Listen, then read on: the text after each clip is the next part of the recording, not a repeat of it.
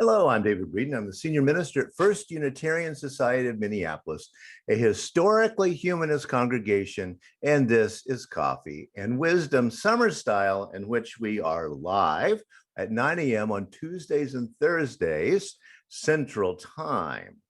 And this past week and this week, I'm looking at what I'm calling Onward and Upward, and that is ideas whose time has gone, maybe. And that's really the question, are they still around? Last week, I asked the question, is there a difference between progress and meliorism? Progress was the old term for how America could keep getting better and better and better over time, manifest destiny, and those kinds of things. And a more contemporary idea of meliorism, which is that no, there isn't any magic that's making things better and better. We have to do it ourselves. Here's good old Teddy Roosevelt with his globe of the world and his teddy bear.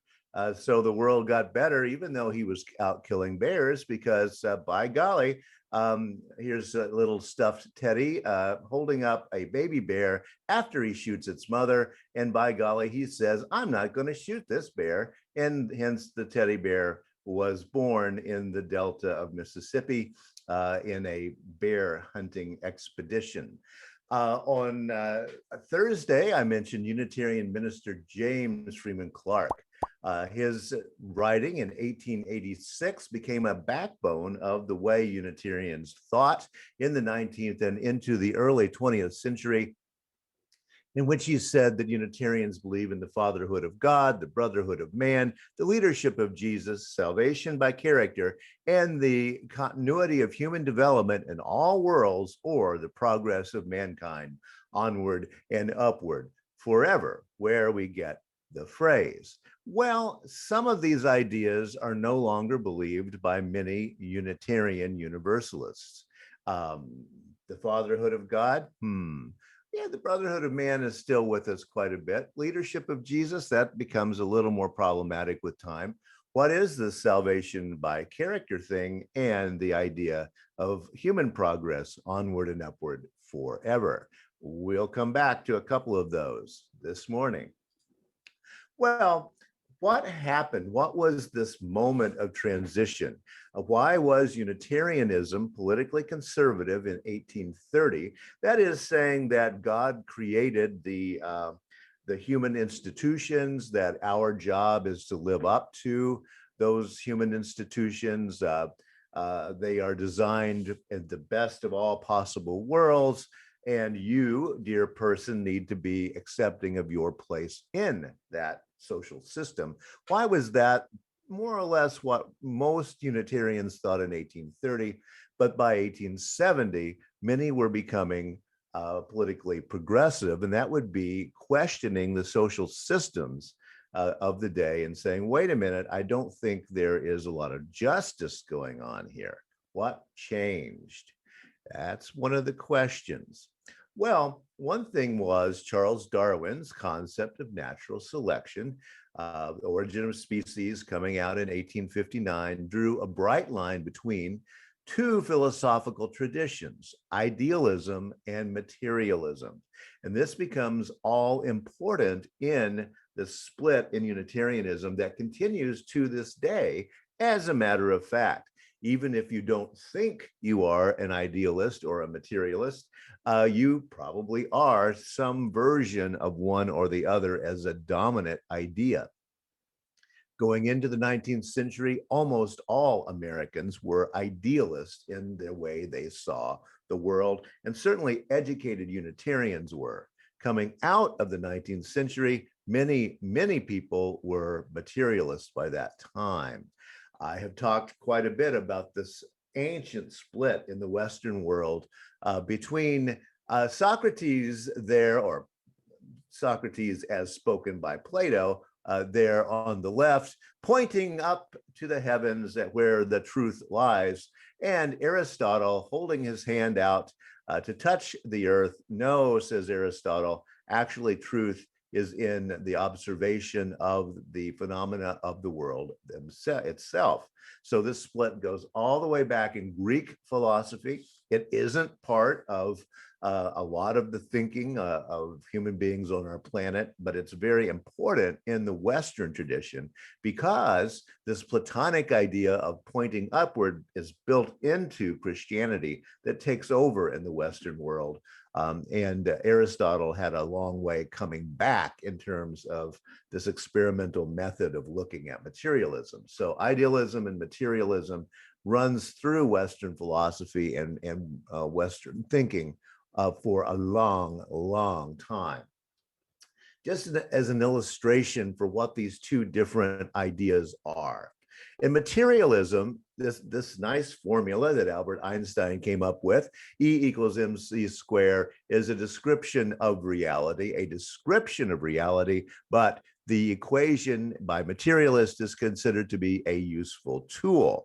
Human beings created that useful tool. It's useful. We can use it for satellites, etc., but it is a tool.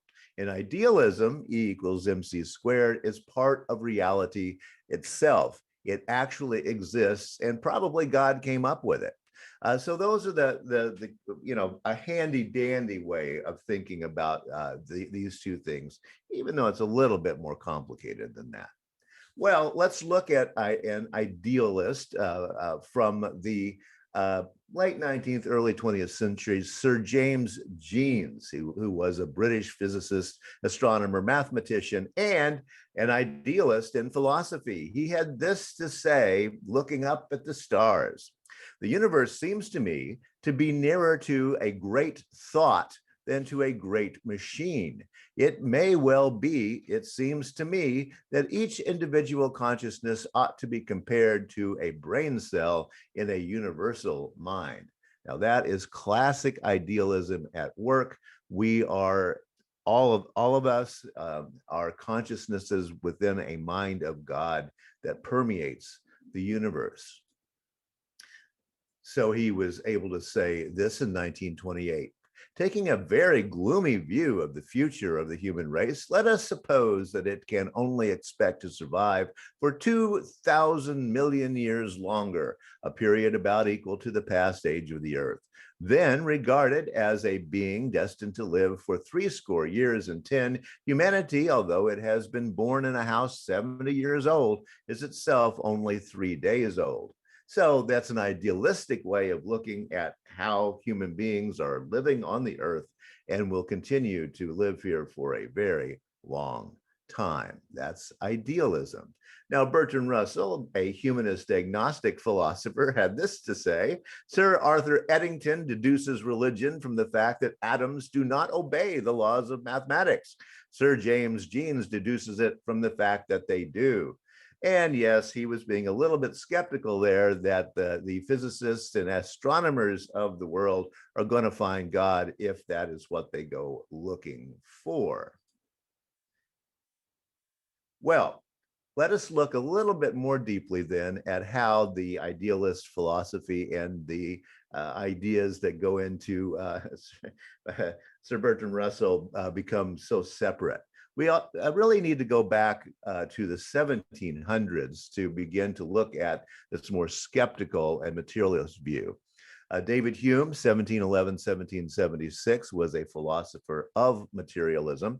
He said this: "For my part, when I enter most intimately into what I call myself, I always stumble on some particular perception or other of heat or cold, light or shade, love or hatred, pain or pleasure. I never can catch myself at any time without a perception, and never can observe anything but the perception." We are then somehow imprisoned in our own minds in a material world in the way that we are seeing. That's going to lead to this idea of Bertrand Russell. As a matter of fact, Hume, one of my favorite quotes is this one: "A wise man proportions his belief to the evidence." You got to be careful. We have this stop on our imaginations because when we get to the place of evidence, that's directly out of Aristotle. It is directly out of a materialistic way of seeing the world. And yes, in his own time and certainly since, David Hume was considered an atheist or maybe an agnostic. Now, when we start thinking about this, this is going to lead into a way of thinking that is going to become central to the thinking mechanisms of many Unitarian Universalists. John Dewey, of course, signed the first Humanist Manifesto. He has this to say about that moment when Darwin begins to sink in to the human mind, in a book called The Influence of Darwin on Philosophy. That the publication of The Origin of Species, Dewey wrote, marked an epoch in the development of the natural sciences is well known to the layman. That the combination of the very words origin and species embodied an intellectual revolt and introduced a new intellectual temper is easily overlooked by the expert. The conceptions that had reigned in the philosophy of nature and knowledge for 2,000 years, the conceptions that had become the familiar furniture of the mind, rested on the assumption of the superiority of the fixed and final. So I like that phrase. That most people don't like Dewey's writing. He is a little bit muddy, shall we say, a little hazy in his phrasing a lot of the time, but yeah, sometimes he gets some good zingers in there, and familiar furniture of the mind is definitely one of his better ones there. He goes on to say, they rested upon treating change and origin as signs of defect and unreality. That would be an idealist way of thinking. In laying hands upon the sacred ark of absolute permanency, in treating the forms that had been regarded as types of fixity and perfection as originating and passing away, the Origin of Species introduced a mode of thinking that, in the end, was bound to transform the logic of knowledge and hence the treatment of morals, politics, and religion. And yes, that's what will lead John Dewey to sign the first Humanist Manifesto, thinking very definitely that this bright line had been drawn in 1859 between materialists and idealists, and that materialism was the way of the future. Now, of course, living a little bit after Dewey, we know that that is not actually the way things shook out, but it did lead to that culture wars in America between two very different ways of thinking. And it led, of course, to someone who knew Dewey. That was John Dietrich at First Unitarian Society, who published a book of his, what he called addresses, sermons, homilies, The Fathers of Evolution and Other Addresses in 1927. And it's what led him to the idea of religious humanism, this idea that there is a big split between idealism, where the ideas of the universe can be part of God's plan and mind of God, and materialism, in which, well, there might or might not be a God, but we're not going to really know about that, are we?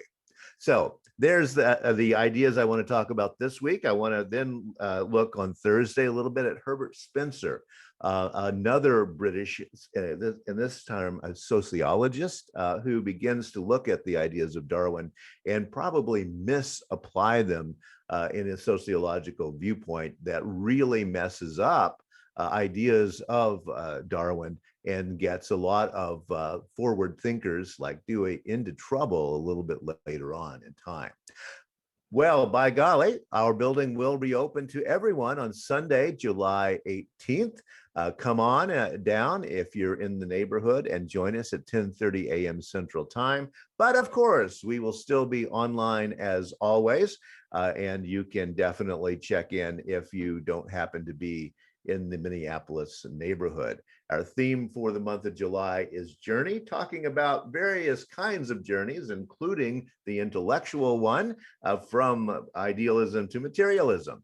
And with that, I will be back on Thursday at 9 a.m. Central Time to talk a little bit more about, well, onward and upward, ideas whose time have gone or not. We'll see. Thank you.